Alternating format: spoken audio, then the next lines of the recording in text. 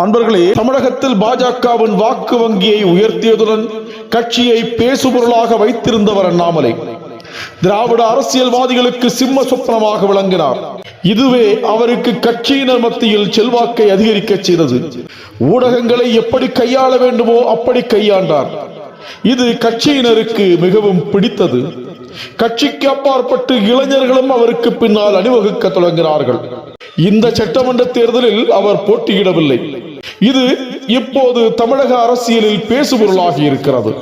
அண்ணாமலை குறித்து முன்னர் மோசமாக விமர்சித்த பத்திரிகையாளர்கள் போர்வையில் டிவி விவாதங்களில் பங்கேற்கும் சிலர் அண்ணாமலை பயன்படுத்தப்படவில்லை, அவர் ஒதுக்கப்படுகிறார், அவரை ஒதுக்குவது பாஜகவுக்கு பாதிப்பை ஏற்படுத்தும், வெளிமாநில முதல்வர்களை அழைத்து வந்து பிரச்சாரம் செய்வதற்கு பதில் அண்ணாமலையை முறையாக பயன்படுத்தி இருக்க வேண்டும் என்றெல்லாம் அவர்கள் திடீர் அண்ணாமலை ஆதரவாளர்களாக மாறி பேசி வருகிறார்கள். இதை நம்பி சில அண்ணாமலை ஆதரவு பாஜக அன்பர்கள் தேர்தல் பிரச்சாரத்தில் நாங்கள் பங்கேற்க மாட்டோம், அண்ணாமலையை ஒதுக்கிவிட்டார்கள், சமூக வலைதளங்களில் இனி அரசியல் கருத்துக்களை பதிவிட மாட்டோம், சில நாட்கள் சமூக வலைதளத்திற்கு ஓய்வு கொடுக்கிறோம் என்றெல்லாம் பதிவுகளை போட்டு வருகிறார்கள். உண்மையில் அண்ணாமலை ஒதுக்கப்படுகிறாரா? சமீபத்திய நிகழ்வுகளை உன்னிப்பாக கவனித்தால் இது பொய் என்று புரியும். பாஜக இதற்கு முன் எந்த தமிழக தலைவருக்கு ஹெலிகாப்டர் கொடுத்து பிரச்சாரத்துக்கு அனுப்பியது? பாண்டிச்சேரியில் ஹெலிகாப்டரில் பறந்து சென்று பிரச்சாரம் செய்தார். பாண்டிச்சேரி, தமிழகம் மற்றும் கேரளாவில் தனி விமானத்தில் சென்று பிரச்சாரம் செய்கிறார். தேசிய தலைவர்கள் தனி விமானத்தில் வந்து பிரச்சாரம் செய்வதை நாம் பார்த்திருக்கிறோம்.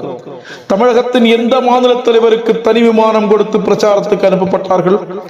தற்போது பாண்டிச்சேரி, கேரளாவில் பிரச்சாரத்துக்கு தமிழகத்திலிருந்து அண்ணாமலை மட்டும் தானே பயன்படுத்தப்பட்டார்.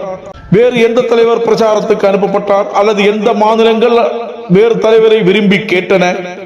இல்லையே. இதிலிருந்தே அவரது முக்கியத்துவத்தை நாம் புரிந்து கொள்ள முடியும்.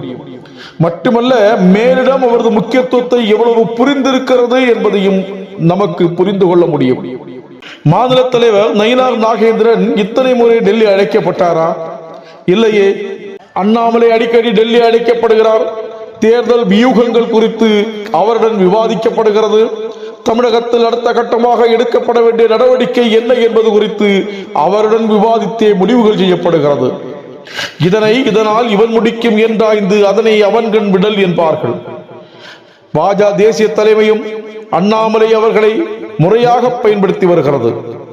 இந்த முறை விடியல் திமுக ஆட்சியை வீட்டுக்கு அனுப்பியே தீர வேண்டும் என்று மேலிடம் முடிவு செய்ததால் தான் அதிமுகவுடன் கூட்டணி அமைக்கப்பட்டது. தற்போது இதற்கு கருவியாக அண்ணாமலை பயன்படுத்தப்படுகிறார்.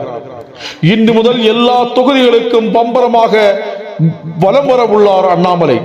துவக்கத்தில் கருத்து கணிப்புகளில் அதிமுக பின்தங்கி இருந்தது. எடப்பாடியின் பிரச்சாரமே திமுகவை ஆட்டம் காண வைத்தது. இதைத் தொடர்ந்து கருத்து கணிப்புகளில் அதிமுக முன்னேறி வருகிறது. இந்த நிலையில் அண்ணாமலையின் பிரச்சாரமும் தமிழகம் முழுவதும் கிளம்புகின்ற நேரத்தில் கண்டிப்பாக பெரும் அரசியல் மாற்றமே தமிழகத்தில் ஏற்பட உள்ளது. வடமாநில கட்சி பாஜக என்ற இமேஜை அண்ணாமலை நொறுக்கி காட்டுகிறார். தமிழகத்தில் ஆட்சி மாற்றம் நிச்சயம். அதில் அண்ணாமலையின் பங்கு அதிகமாக இருக்கும் என்பதே உண்மை. அண்ணாமலைக்கு என்ன செய்ய வேண்டும் என்பதை கட்சி சரியான நேரத்தில் முடிவெடுத்து செய்யும் என்பதே உண்மை. தொடர்வோம். உங்கள் கிரீஷ்.